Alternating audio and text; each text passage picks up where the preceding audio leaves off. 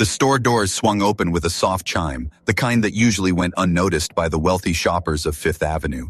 But today, that sound announced something very different. A boy of 10 walked in, barefoot, his feet blackened by city streets that had never known mercy.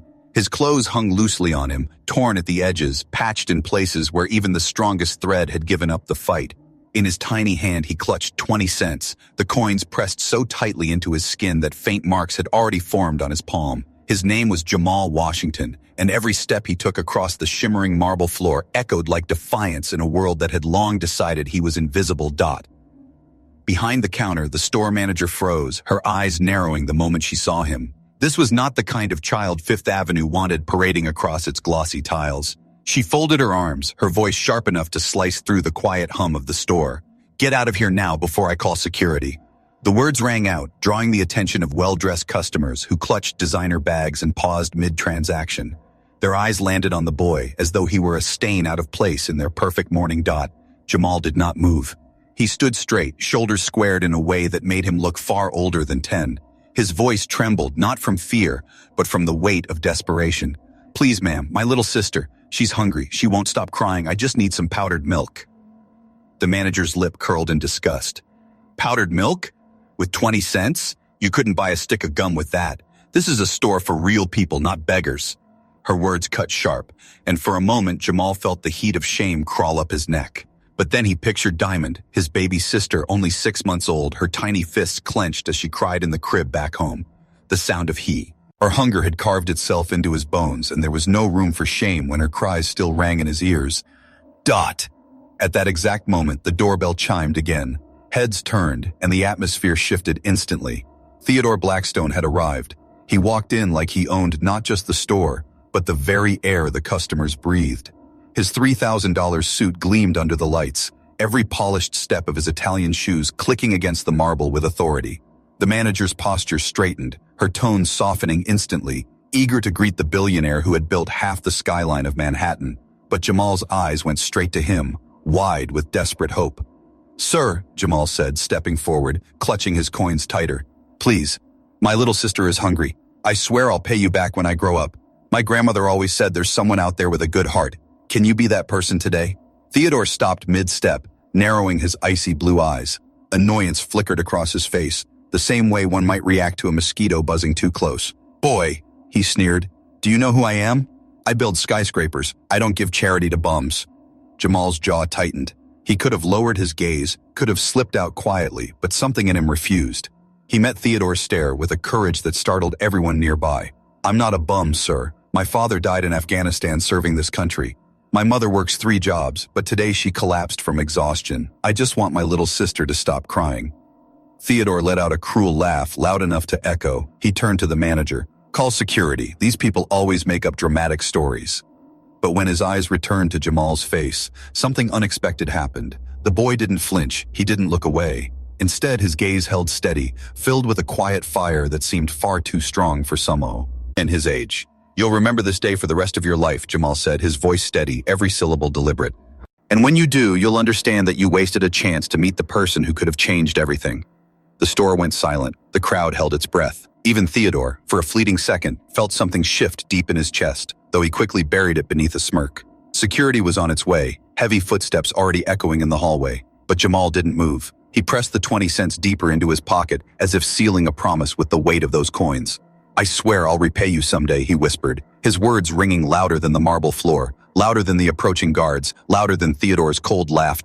And though no one in that store realized it yet, the vow of a barefoot boy on Fifth Avenue had just set into motion a story that would shake the walls of Wall Street itself. The silence inside the store was heavy enough to crush a man's breath. Theodore Blackstone stood with his hands tucked lazily into the pockets of his tailored suit, smirking as though the entire situation was nothing more than a mildly amusing diversion. Around him, customers hovered in a half circle, their whispers low but sharp, their phones tilted just enough to capture the boy standing tall with 20 cents in his pocket. Theodore let the moment drag. He enjoyed the power of silence, the way it forced every eye to wait for him to speak.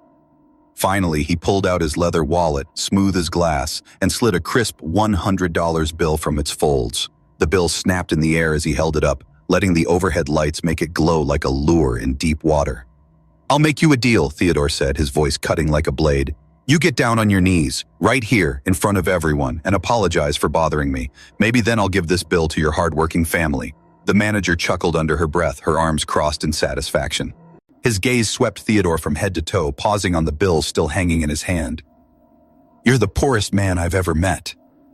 The words landed like stones hurled through glass. The audience, once silent, murmured louder now. Some shook their heads in disbelief, others hid small smiles behind their phones. Theodore, for the first time in years, felt his power falter in public. The bill in his hand no longer looked like a prize. It looked like bait that had failed. His face darkened. He leaned in, his voice low, dangerous, meant only for Jamal. "You don't know who you're talking to, kid. I can destroy your family's life with one phone call. Where does your mother work?" "At the Metropolitan Hospital," Jamal answered, his voice steady despite the chill running down his spine. "One word from you, and she might lose her job. But then you'd have to explain why a billionaire cares so much about a 10-year-old boy who only wanted milk for his sister." Theodore's laugh was sharp, but there was something in it that betrayed unease. He glanced at the crowd, at the hands holding up phones, at the eyes locked onto him. "No one will believe a bum like you over me," he said, louder this time, as if trying to convince himself. Jamal took another step back, his small shoulders squared. "Maybe not today, but we live in interesting times, don't we? Everyone has a camera in their pocket, and the internet never forgets." Theodore froze, his eyes flicking from one glowing screen to the next. For the first time, the mask slipped, and a flash of fear crossed his face. Jamal saw it, saw the giant tremble, and in that moment, he knew something Theodore didn't. This man wasn't invincible. Jamal pressed the 20 cents deeper into his pocket, his vow anchoring itself into his soul. "I swear I'll repay you someday," he said again, this time not as a plea but as a promise, a prophecy seal. And in the marble floors of that store, and as the billionaire stood there, cornered by a child's unshakable dignity and the silent judgment of every watching eye, no one could have guessed how expensive those words would one day become. The store emptied slowly after the spectacle, but the weight of what had just happened clung to the air like smoke after a fire. Theodore Blackstone had stormed out first, his expensive cologne trailing behind him, snapping orders into his phone, trying to reclaim control of a world that had slipped out of his hands for a brief, humiliating moment. The manager followed close behind, barking at the security guards to make sure that boy never set foot in here again. Customers drifted out in clusters, whispering, shaking their heads, replaying the boy's words over and over. "My father didn't die, so I could kneel before little men." Jamal stood by the glass door, 20 cents pressed into his palm like a stone of defiance. His throat ached, not from fear but from holding back tears he would never allow to fall in public. He had lost the chance to buy milk, but he had gained something more dangerous, his vow. Still, the reality of hunger gnawed at him. Diamond would be crying louder by now, her tiny stomach empty, her face red with need. His mother, exhausted, might already be awake again, worried sick when she found her son missing. Jamal pressed his forehead against the cool glass of the door, fighting the urge to crumble. A soft voice broke through his storm. "What's your name, son?" He turned. The woman who had spoken stood near the counter, still clutching a paper cup of coffee she hadn't touched. Her hair was streaked with gray, pulled back in a practical bun. The lines on her face weren't from vanity or luxury, but from years of focus, of chasing truth in places where others looked away. Margaret Patterson was her name, though Al didn't know it yet.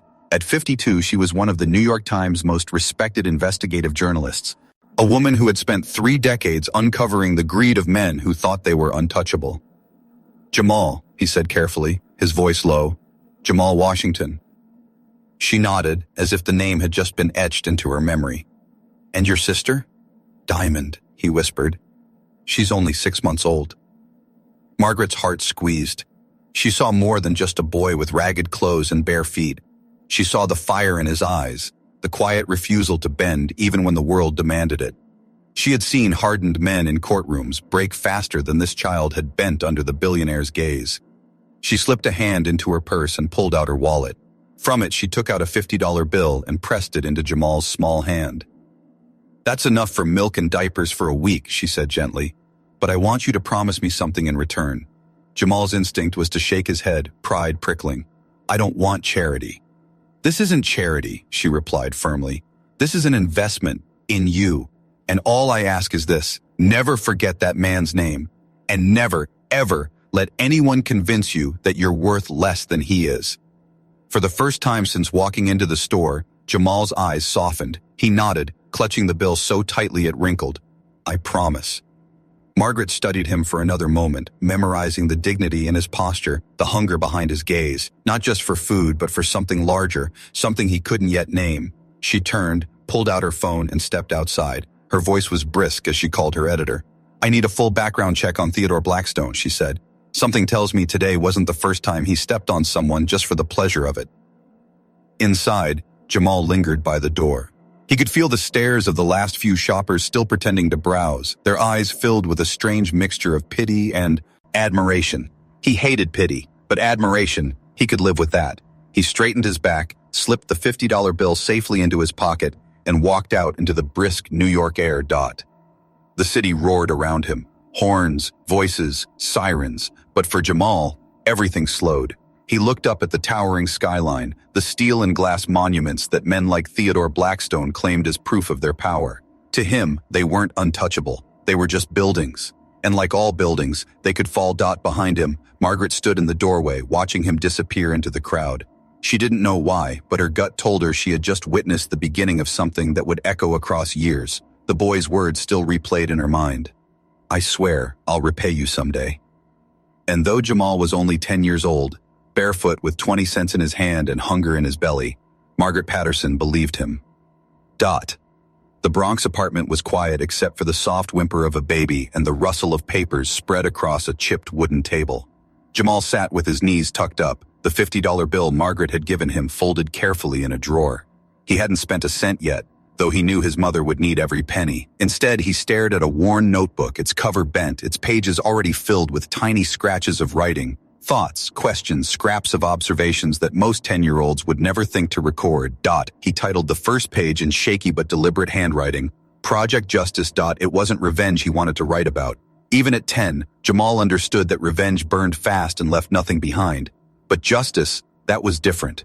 Justice meant patience, intelligence, and making sure no one else's little sister cried the way Diamond had that night. Keisha Washington, his mother, shuffled out of the bedroom wearing her scrubs. Her eyes were heavy, her movements slow, the exhaustion of working 3 jobs hanging from her body like an anchor. But when she saw Jamal bent over the notebook, she stopped. "Son," she whispered, lowering herself into the chair across from him.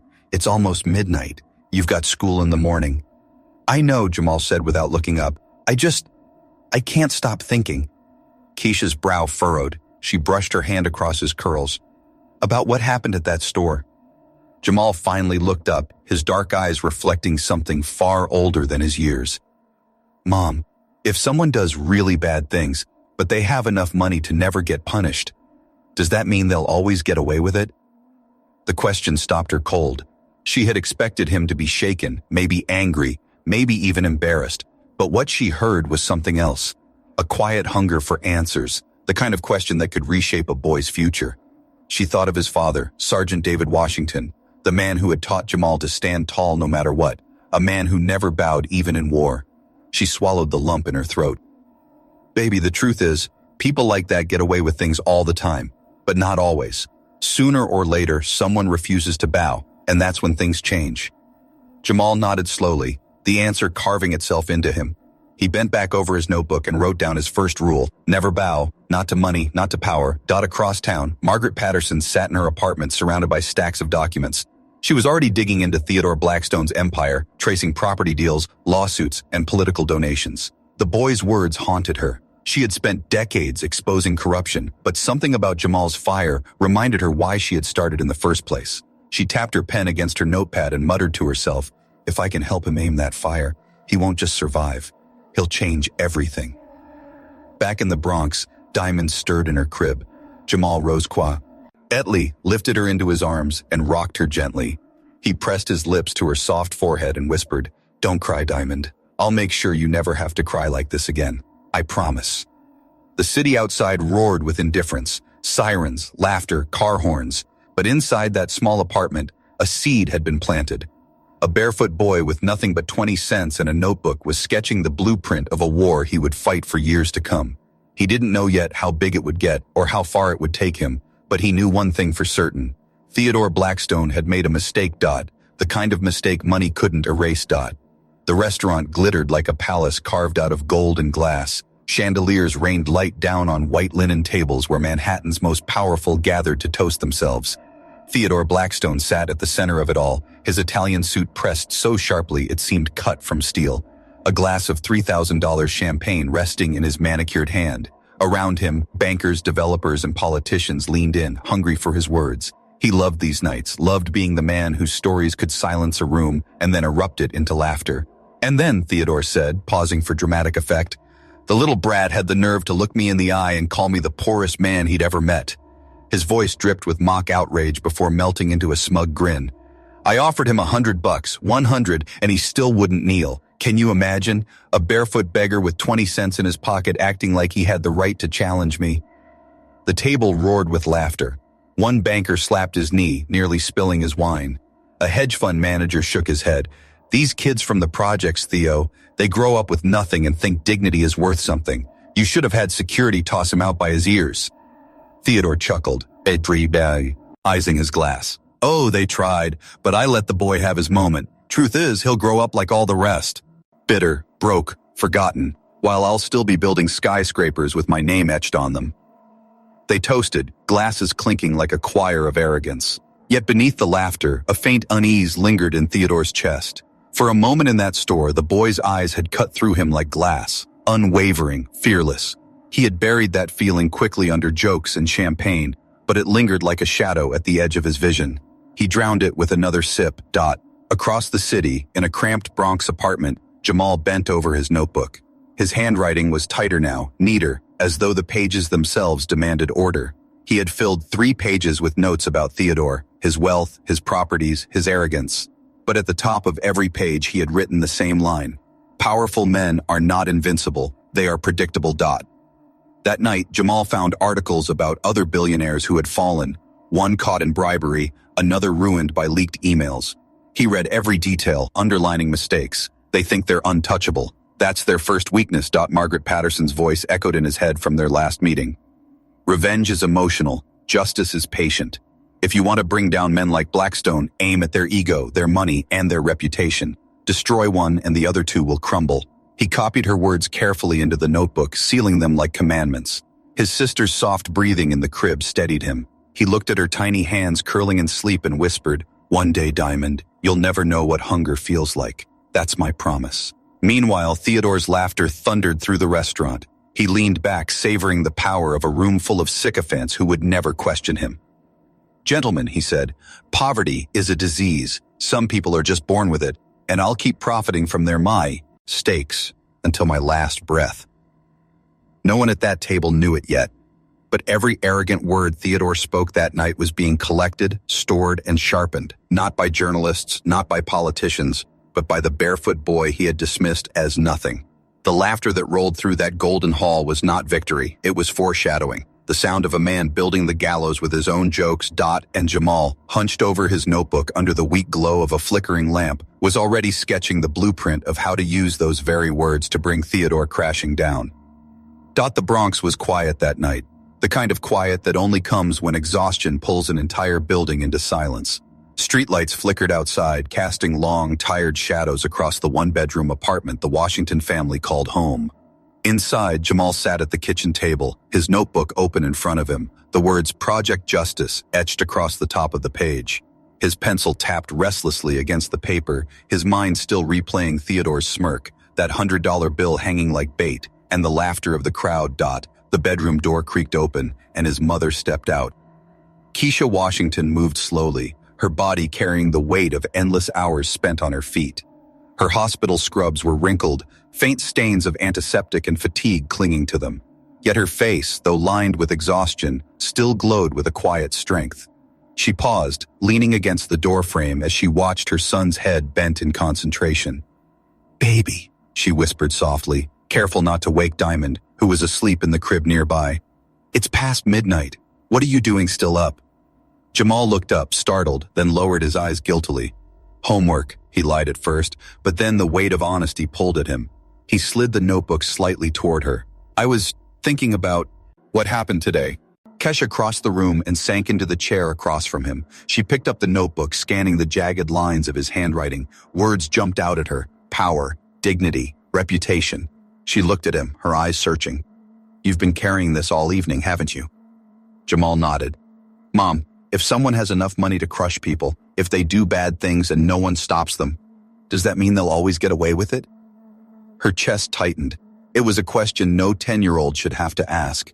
She thought of her late husband, Sergeant David Washington, who had gone to war believing in honor and justice, only to die thousands of miles away while his family struggled here at home. She thought of the nights she cried quietly, the mornings she wiped her tears before her children woke, the endless shifts that left her body aching and her spirit weary. And now her son, their son, was looking at her with eyes too sharp for his age. She reached across the table and placed her rough, tired hands over his.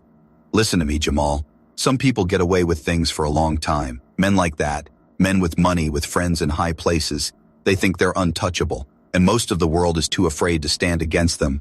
But sooner or later, her voice grew firmer, someone refuses to bow, and that's when things change. Jamal's throat tightened. He wrote the words down quickly before they slipped away. Sooner or later, someone refuses to bow. His mother studied him, the pencil in his hand, the fire behind his eyes. You've got your father's spirit, she said softly. He always believed character mattered more than anything else. Money, power, they come and go. But dignity, Jamal, once you give that up, you can't buy it back. Her words cut deep. They weren't just advice, they were armor, and he knew he would wear them for the rest of his life. Keisha lay and back, rubbing her temples. I don't have much to give you, son, but I can give you this truth. Never measure yourself against men like Blackstone. You hear me? Measure yourself against the man your father wanted you to become. Jamal nodded slowly, his small hands tightening around the pencil. He didn't speak, but inside, a vow solidified like steel. He wasn't just promising to repay Theodore someday. He was promising to protect his family's dignity no matter the cost. Keisha rose to her feet, her movements heavy with fatigue. She kissed the top of his head before returning to the bedroom. Go to sleep soon, she murmured. You've got a long life ahead of you.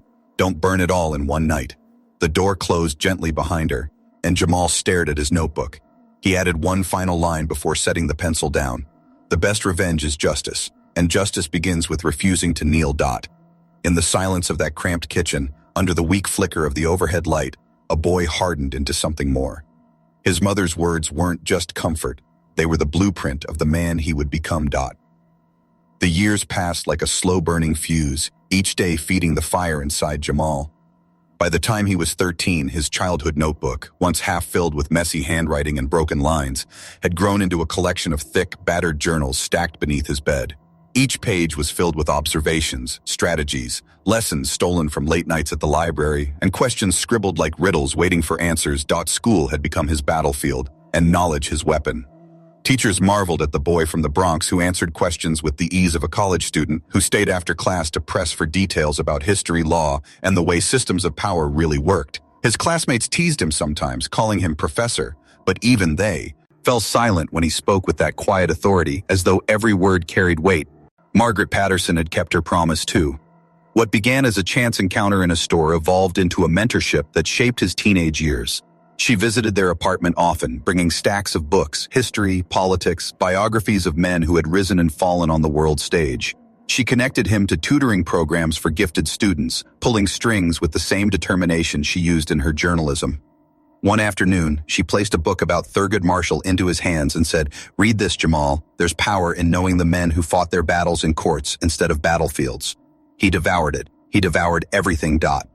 But behind his hunger for knowledge was the same face that had haunted him since he was 10, Theodore Blackstone. The image of that smirk, that $100 bill, and the sound of laughter that night clung to him like a scar.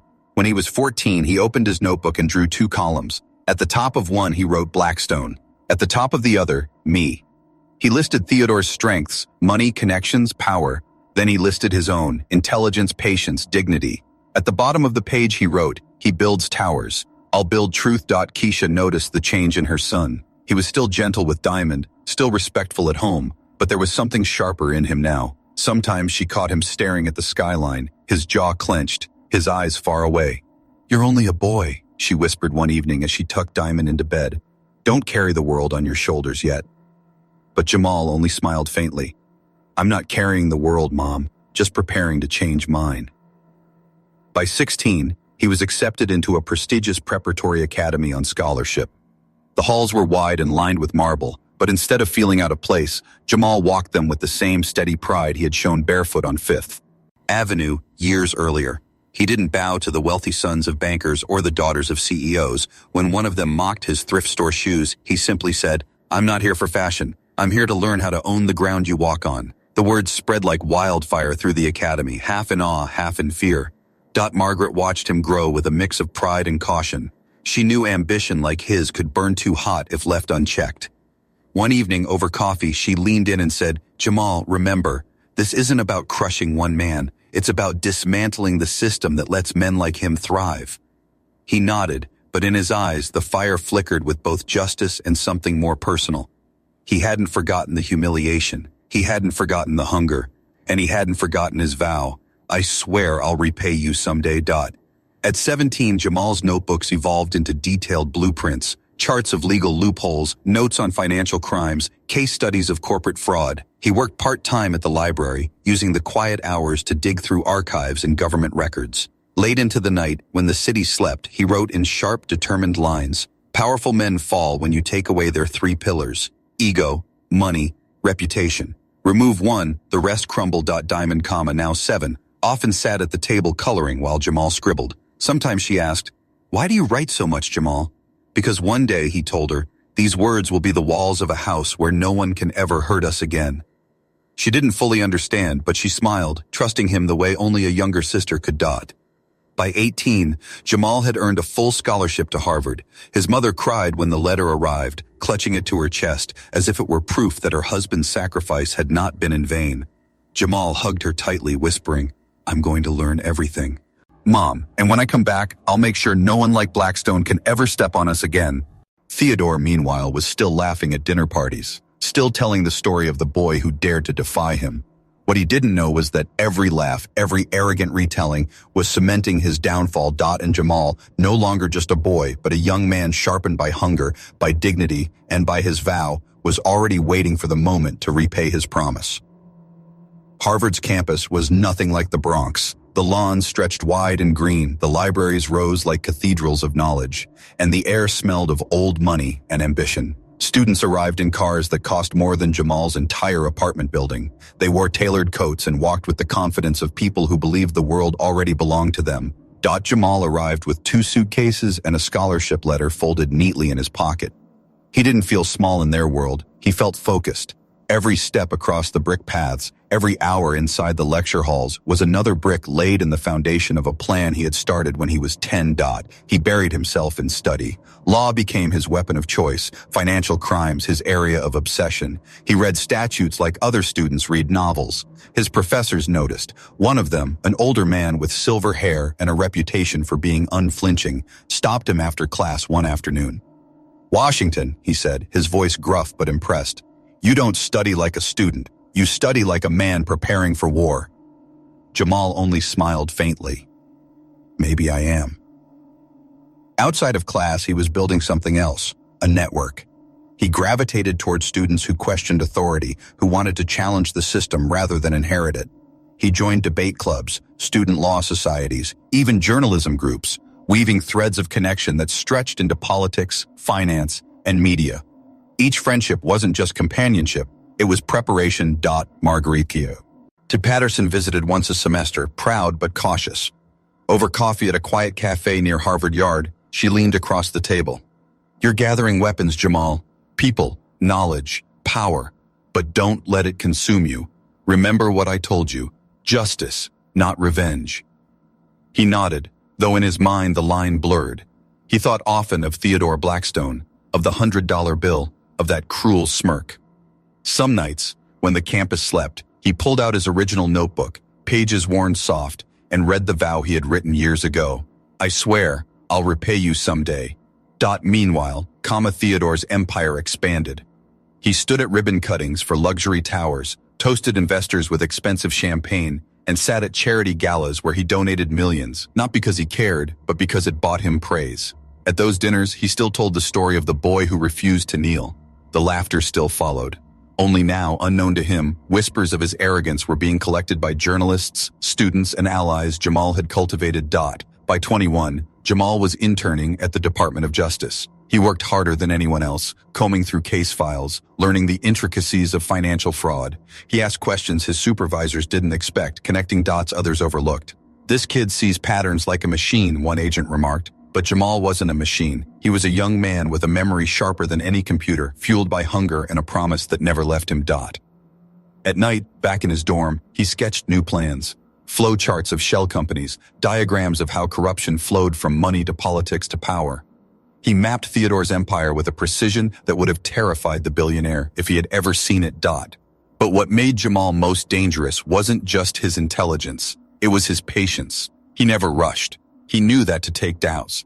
And a man like Blackstone, every piece had to fall in place at the right time. Diamond grew older too, sending him letters from home.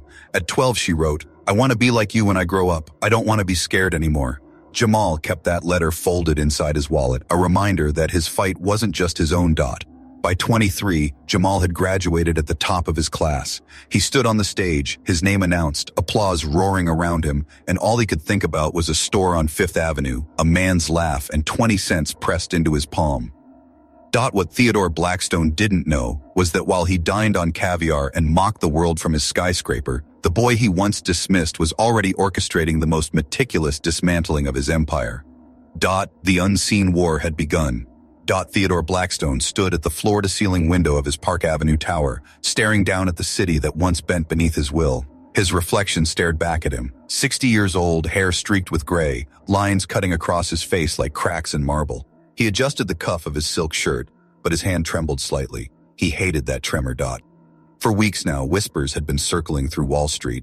An investigation, a probe into real estate fraud, bribery, offshore accounts. Theodore brushed it off at first. He had lawyers on retainer, politicians in his pocket, judges who owed him favors. But then contracts began stalling. Banks grew hesitant. And last night, a senator he thought loyal stopped returning his calls. This morning, the secretary walked into his office, pale as paper. "Mr. Blackstone, the FBI is here. They have warrants." The word struck like thunder. Before Theodore could answer, the heavy click of footsteps echoed down the corridor. 3 federal agents in dark suits appeared, badges raised. Behind them came a man Theodore did not expect, a figure whose presence made the ground shift beneath his feet. He was young, 25 at most, dressed in a navy suit that fit with military precision, carrying a leather briefcase in one hand. His stride was steady, his eyes sharp, his expression calm in a way that unsettled everyone in the room. And when Theodore's gaze locked with his, a flash of memory cut through the years. Bare feet on marble floors, 20 cents clenched in a small fist, a voice that had said, "I swear I'll repay you someday." The young man stopped in front of Theodore's desk and extended his hand. "Mr. Blackstone, Jamal Washington, federal prosecutor, Financial Crimes Division. I believe we've met." Theodore's throat dried. His lips parted, but no words came. The same eyes stared at him. Older now, sharper, but still burning with that fire he had seen 15 years ago. He felt the tremor in his hand spread through his chest.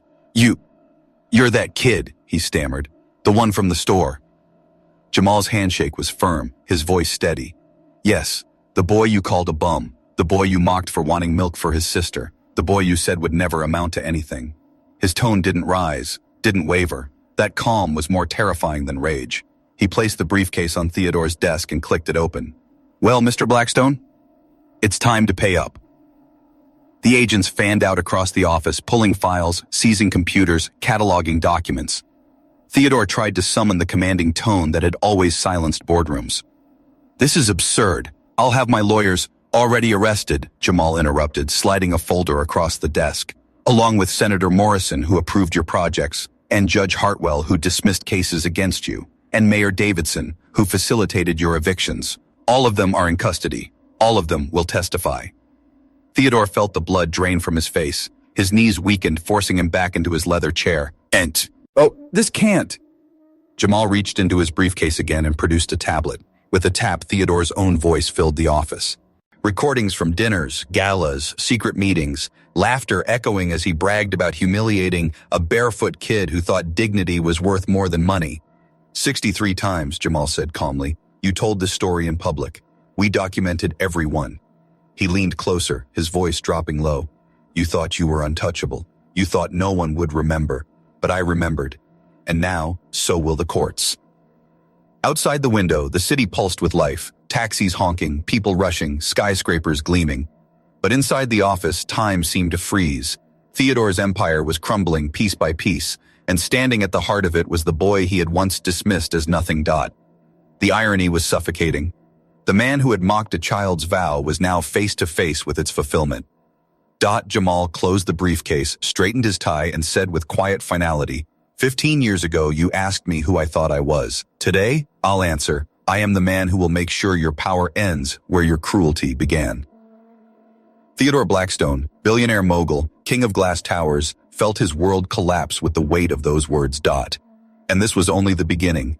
The walls of Blackstone Tower had never felt so thin. For decades, Theodore had walked these hallways as if they were extensions of his own body, every marble tile, every glass panel proof of his power. But now, as FBI agents swept through the offices with sealed boxes and evidence bags, the building seemed to vibrate with betrayal. His employees stood frozen at their desks, whispering nervously, watching the man they once feared dragged into the light. Theodore gripped the edge of his desk, his knuckles pale. You think you can destroy me with paperwork? He snapped, his voice cracking, though he tried to steady it. I'll have my investors backing me by morning. This is a show, a stunt. Jamal remained calm. His posture unshaken, his voice carrying the precision of a scalpel. Your investors? He tapped the tablet again, projecting the latest market reports onto the large screen mounted on the office wall. Red numbers bled across it like wounds. As of this morning, Blackstone Enterprises has lost 40% of its value, contracts canceled, banks freezing your assets. No one invests in a sinking ship. Theodore's face twitched as the numbers plunged before his eyes. He staggered forward, trying to cling to the arrogance that had once made him untouchable. Do you know who I am? I built this city. Those towers out there bear my name. Jamal's gaze didn't waver. And yet one boy with 20 cents is enough to bring you down. He leaned forward, voice low but carrying through the entire room. That should tell you something about the fragility of power built on cruelty. An agent approached with a folder thick with documents. Mr. Washington, we found the offshore account files. Cayman Islands, Zurich, Panama, all in his name. Jamal took the folder, placed it on the desk in front of Theodore, and opened it deliberately, page by page. Every bribe, every forged contract, every family you evicted illegally, it's all here. Years of greed laid bare. Theodore's hands shook as he flipped through the papers. The signatures were his. The shell companies were his. The evidence was undeniable.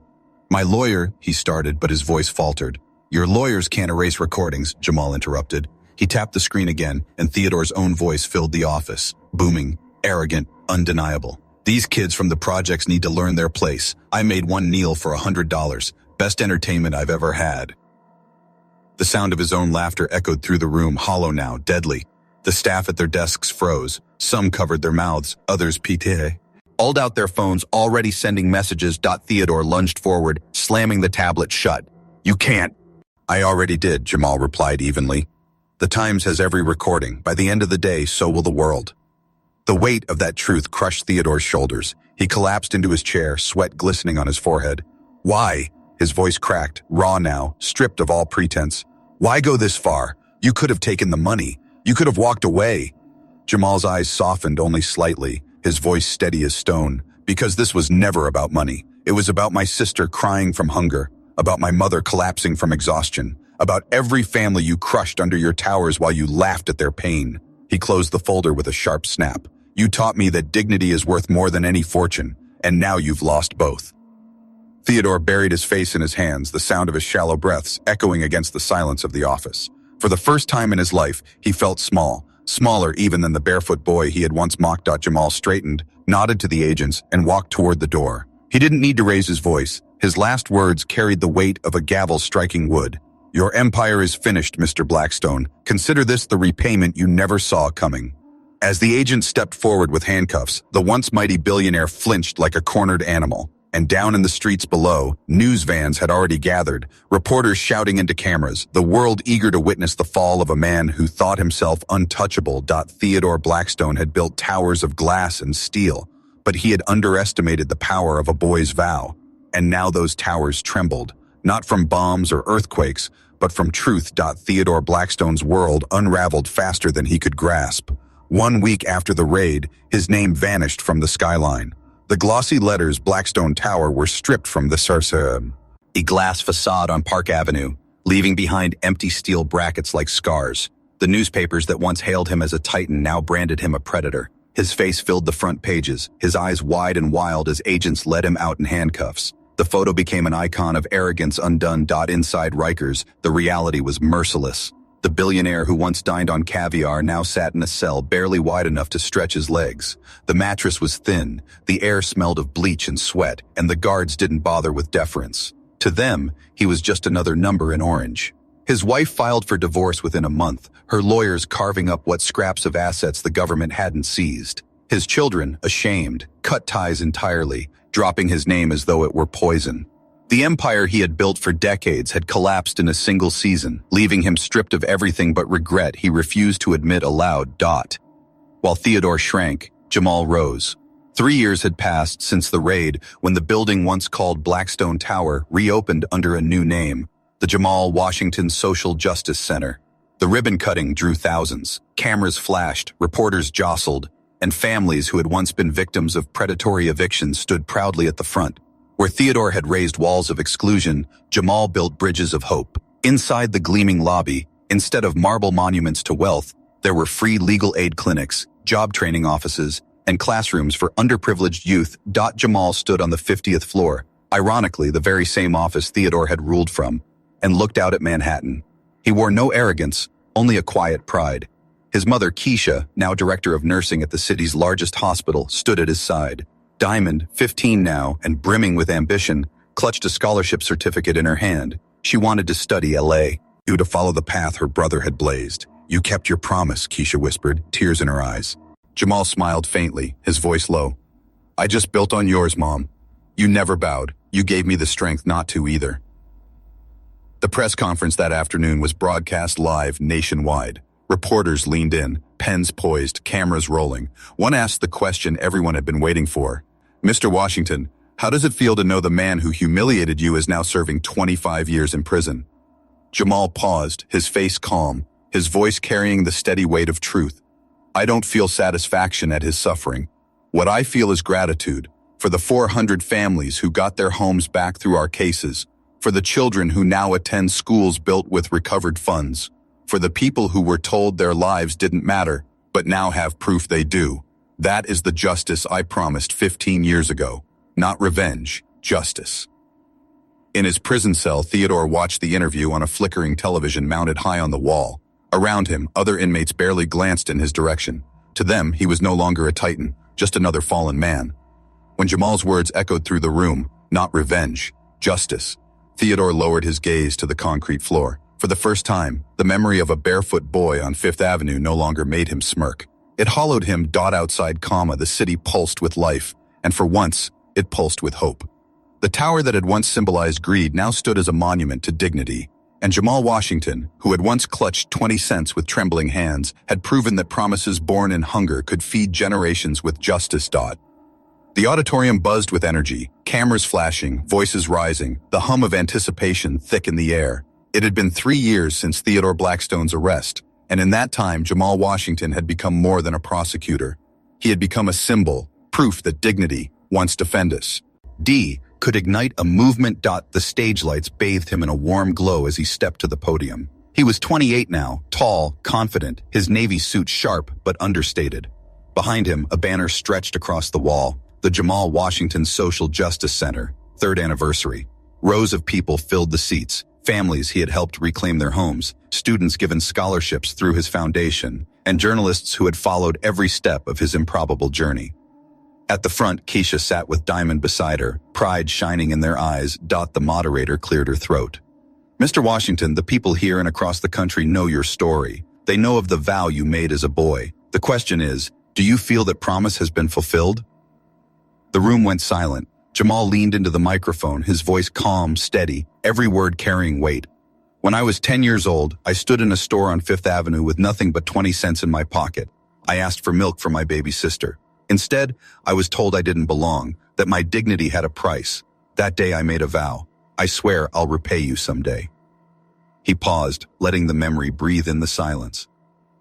That repayment, he continued, is not measured in dollars. It's measured in lives changed.